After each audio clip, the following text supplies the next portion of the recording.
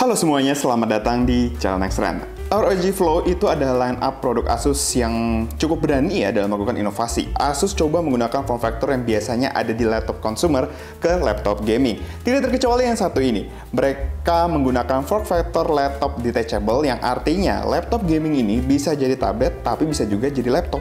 Tapi pertanyaannya, apakah kombinasi ini berhasil? Bersama saya Bagus, inilah review dari ROG Flow Z13. Asus mengkombinasikan form factor detachable dengan laptop gaming di ROG Flow Z13 ini. Sesuatu yang cukup menantang ya bisa dibilang ya, karena laptop detachable itu biasanya karena dia tuh bisa jadi mode tablet yang harusnya ringan, sedangkan laptop gaming itu kan harusnya punya dapur pacu yang cukup kencang dan harus ditunjang oleh sistem pendinginan yang mumpuni, yang artinya dia biasanya akan berat. Tapi Asus mencoba ya untuk menggabungkan kedua filosofi yang bertabrakan ini di dalam satu laptop. Apakah berhasil? Ya, kinda. Kita bahas laptop ini ya sebagai sebuah detachable dan juga sebagai sebuah laptop gaming. Sebagai laptop gaming, ROG Flow Z13 ini menggunakan spek yang cukup lah ya. CPU Intel i7 12700H dan GPU Nvidia RTX 3050 untuk yang versi saya pegang ini. Karena varian dari ROG Flow Z13 itu ada beberapa, tapi ini yang saya pegang adalah yang versi RTX 3050 aja. Jadi pembahasannya memang yang RTX 3050. Jadi kalau misalkan saya mengeluh soal performa, iya saya tahu mungkin memang harus ambil yang lebih tinggi ya kayak 3050 Ti gitu. Lalu ada RAM 8x2GB LPDDR5 dan SSD 512GB NVMe Gen 4. Benchmarknya bisa kalian lihat di sini yang saya nggak akan bahas terlalu dalam karena saya lebih ingin membahas konsep laptop ini sebagai sebuah gaming tablet. Tapi memang ya, ada beberapa catatan sih, mengingat dia pakai RTX 3050 aja. Performa gaming nggak begitu yang luar biasa sekali. Kayak Valorant tuh bisa, Valhalla ya bisa lah, tapi dengan settingan yang agak medium gitu. Far Cry 5 bisa, ini sebenarnya game yang cukup ringan. Dan Watch Dogs Legion juga bisa di segini. Saya sih memang tidak begitu berharap banyak ya dari laptop yang menggunakan RTX 3050 dan memang harus memiliki pilihan mau performa FPS atau grafis. Tapi layarnya cakep kok, 13 inch, Full HD plus 120Hz, touchscreen pula. Warnanya bagus, ngeditnya enak, mau main ataupun nonton juga nyaman. Sekarang pertanyaannya, bagaimana penilaian saya tentang ROG Flow Z13 sebagai sebuah laptop detachable atau tablet? Laptop jenis seperti ini biasanya itu punya bobot yang ringan, pakai CPU yang tidak begitu kencang, bahkan kalau bisa yang fanless ya. Sedangkan ROG Flow Z13 ini memasukkan semua yang ada di laptop gaming ke dalam sebuah tablet, kayak kipas atau fan dan sistem pendinginannya. Sehingga laptop ini termasuk berat untuk dikatakan sebagai sebuah tablet. Bobotnya itu udah 1 kg lebih untuk bagian layar dan mesinnya aja. Jadi ketika kamu ingin memainkan laptop ini sebagai tablet, kayaknya agak kurang nyaman ya. Saya sendiri memang bukan tipe pemain game di tablet. Main game secara handheld itu memang lebih baik kalau dia punya form factor kayak HP gitu ya, atau kayak Nintendo Switch lah. Tapi laptop ini memang memberikan pengalaman seperti tablet ya. Dia punya stand nih di belakangnya yang sangat penting kalau ingin mendirikan laptopnya jadi seperti ini. Dan tablet ini juga punya kipas untuk mendinginkan komponen yang ada dalamnya ya. Dia punya intake di bagian belakang. Jadi saya tidak sarankan untuk memakai laptop ini dalam posisi rebah. Lebih baik pakai kakinya saja karena bisa sangat rebah seperti ini. Jujur aja, posisi normal seperti ini ya, seperti yang sekarang ini adalah posisi terbaik ketika memakai ROG Flow Z13. Tinggal pasang dongle, gamepad gitu ya, pasang terus tinggal main aja kayak biasa. Tapi satu catatan dari tablet ini adalah dia punya exhaust yang ada di atas nih, di bagian atas ini. Jadi jangan heran kalau kalian lagi main terus tiba-tiba kok agak gerah gitu ya. Karena memang exhaust ini mengarah ke atas yang cukup mempengaruhi lah udara di sekitar kepala kita. Untungnya dia tidak seperti tablet yang biasanya punya satu port aja. Dia ada satu port USB A 3.2 Gen 2 dan ada dua port USB-C yang salah satunya itu adalah port Thunderbolt 4. Cuman satu port USB-C-nya ini dia menyatu ya dengan port SG Mobile. Jadi ketika saya dapat port SG Mobile kan ketutup karet ya. Saya sempat kebingungan dan merasa kekurangan gitu. Kekurangan port USB. Tapi ternyata setelah saya buka, port USB-nya itu ada di XG Mobile-nya ini. By the way, ROG Flow Z13 ini juga bisa dipasang XG Mobile yang tentu saja dijual secara terpisah ya.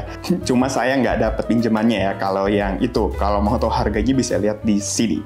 Oh iya, hampir lupa. Soal keyboard. Keyboardnya ini tipis dan ringan, tapi jangan disamakan ya dengan keyboard tipis pelengkap tablet yang harganya itu cuma ratusan ribu. Keyboard dari ROG Flow Z13 ini terasa sangat proper meskipun dia tipis ya. Feedback dan feel-nya itu enak. Travelnya juga mirip kayak laptop Asus kebanyakan dan ada lampu RGB meskipun satu zona saja. Dia juga punya touchpad ya, meskipun touchpadnya cukup kecil dan cukup menyulitkan ya kalau untuk bekerja menggunakan touchpadnya ini. Oh ya, di keyboardnya ini juga bisa punya dua ketinggian, ada dua level ketinggian karena untungnya dia tidak terpasang dengan pin magnetik saja yang ada pin warna kuning itu, tapi juga ada magnet yang terpasang ke bagian bezel di bawah untuk bisa dinaikkan levelnya. Tinggal disesuaikan aja. Kalau buat ngetik-ngetik, ini tergolong nyaman banget menurut saya ya. Satu lagi yang perlu kita bahas adalah soal layar. Bukan kualitas, tapi pengalaman touchscreen di laptop Windows. Tidak bisa dipungkiri, kalau pengalaman menggunakan touchscreen di Windows 11 itu nggak senyaman di Android atau iOS. Mungkin karena layarnya itu terlalu besar, atau ya mungkin memang beda aja gitu ya. Touchscreen ini sebatas nyaman buat neken-neken menu aja untuk kalau misalkan mau editing baik foto atau video, pakai mouse atau bahkan touchpad-nya itu terasa lebih cepat dan lebih bisa diandalkan. Apalagi kalau kalian browsing di Chrome atau di Edge gitu ya, kadang ada aja input yang nggak sesuai seperti keinginan kita. Kayak mau mencet video tapi malah seperti double click. Browser itu rasanya kayak nggak dioptimasi ya untuk penggunaan touchscreen. Sepertinya memang harus pakai aplikasi yang didesain khusus dan nanti bisa diunduh lewat Windows Store. Ya, meskipun ada Windows Store, cuman nggak semua aplikasi itu ada ya kayak di Android.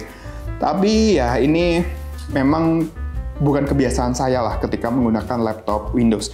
Jadi memang harus ada pembiasaan baru kalau mau laptop dengan touchscreen itu nyaman digunakan di laptop Windows. Tapi saya menemukan satu kenikmatan baru dari laptop gaming yang memiliki fungsi touchscreen. Ada beberapa game yang menurut saya itu sangat enak ya dimainkan dengan touchscreen. Bukan game AAA yang populer ya. Kayak misalkan saya suka main game ada simulasi jadi air traffic controller ya. Judulnya I'm an Air Traffic Controller. Ini tuh enak banget kalau dimainkan dengan touchscreen. Dalam satu waktu itu banyak banget fungsi atau tugas yang bisa kita lakukan ya. Kalau dikendalikan melalui layar dengan pencet-pencet aja. Menurut kalian game apa lagi nih yang bakal enak dimainkan dengan touchscreen? Coba deh tulis di kolom komentar. Tapi sejujurnya dalam pemakaian sehari-hari ya, laptop dengan kemampuan touchscreen ini itu biasanya hanya jadi companion atau pelengkap ketika saya kerja menggunakan PC utama. Kecuali kalau ya misalkan kamu punya monitor yang bisa tersambung dengan USB-C ya untuk displaynya, atau beli kabel USB-C to HDMI, laptop ini bisa jadi mesinnya, lalu kalian menggunakan layar lain yang lebih besar. Cuman dalam pemakaian beberapa minggu, saya biasa menggunakan seperti yang ada di gambar berikut ini ya. Paling enak memang buat sambil nonton, walaupun ya ini masih bisa banget kalau mau pakai buat main game. Ya mirip-mirip seperti menggunakan tablet lah ya. Tapi ada satu hal yang paling enggak tablet dari laptop ini, yaitu baterainya. Baterainya nggak gitu besar ya, kalau nggak salah cuma 56 watt-hours.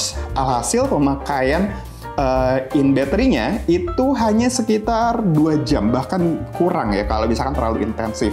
Bukan hal yang mengejutkan sebenarnya, karena dia ini pada dasarnya DNA-nya adalah sebuah laptop gaming yang memang terkenal tidak punya daya tahan baterai yang terlalu lama. Sehingga untuk bisa bermain dengan cukup lama ya itu harus tersambung ke sumber daya.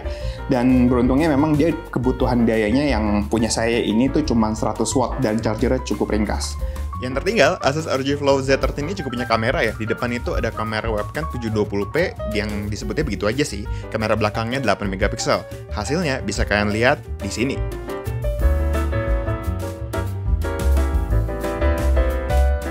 Ya, ini adalah rekaman kamera dari ROG Flow Z13 untuk kamera depannya.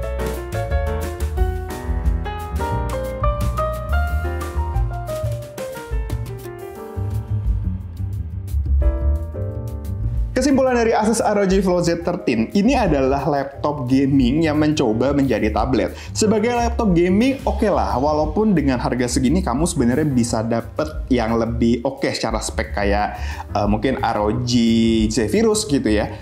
Tapi uang yang kamu spend itu memang akan habis lebih banyak ke bagaimana memasukkan komponen gaming ke sebuah laptop detachable atau tablet. Apakah ini bekerja dengan baik? Yes. Apakah bisa kasih pengalaman gaming yang sangat portable seperti sebuah tablet? Seperti agak kurang ya. Namun saya tahu purpose dari ROG Flow Z13 ini untuk saya, yaitu sebuah laptop gaming yang ringkas dan companion buat bekerja dan produktif. Kalau aja ke depannya ada kombinasi CPU dan GPU yang lebih hemat daya, atau mungkin ada bisa membuat chip berbasiskan ARM gitu ya, yang cukup powerful dan irit daya, mungkin ROG Flow Z series ini akan lebih sempurna lagi. Saya sih berharap ke depannya Asus akan kembali berinovasi lagi, terutama membuat laptop-laptop yang seperti Flow Z13 ini. Kalau kalian tertarik, laptop ini dijual dengan harga Rp28.999.000 untuk versi i7 dengan RTX 3050. Sekian dari Bagus, jangan lupa untuk like dan share video ini, terus juga di kolom komentar pendapat kalian soal video ini. Follow semua sosial media Nextran yang ada di deskripsi, kunjungi juga situs nextran.com untuk update berita teknologi terkini. Jangan lupa buat subscribe dan tekan tombol loncengnya juga buat yang belum. Buat kalian yang masih suka keluar dan upaya untuk jaga protokol kesehatan dan vaksin kalau ada kesempatan, supaya kita bisa ketemu lagi di lain hari.